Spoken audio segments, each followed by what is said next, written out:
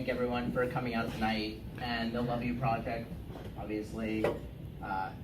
It really takes community to make anything happen, and especially around mental health. When I found out about this award, I texted my partner David, and 18% was not something that I did alone. He's a tremendous partner, and he's a very busy guy, and I told him, listen, I'm getting this award in DC. He's like, listen, I really can't make it. Unfortunately, I have plans. I'm like, listen, there's gonna be a buffet, open bar. He's like, okay, I'm packing my bag. But about a year ago, I had no connection with anything around mental illness, mental health.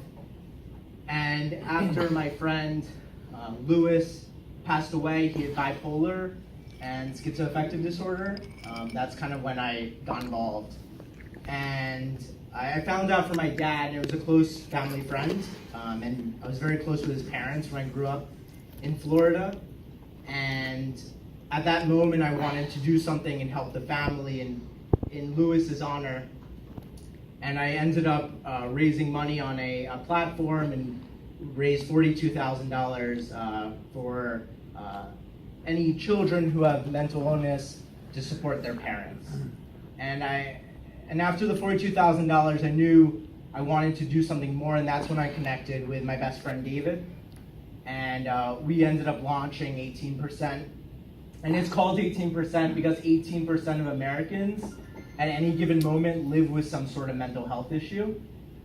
So obviously that number is way too high, and I think unfortunately more and more people are starting to talk about it, which is a great thing, but you're finding out more and more people have it. And especially with this day and age, with social media and pressure, and the world just getting busier and busier, it's going to be more and more impactful on people's lives.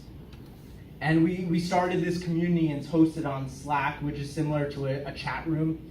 And there's different channels. So if you have depression or anxiety or bipolar, you could join one or many channels and just talk to other peers. And if you need additional support, we'll connect you with the crisis text line and other resources.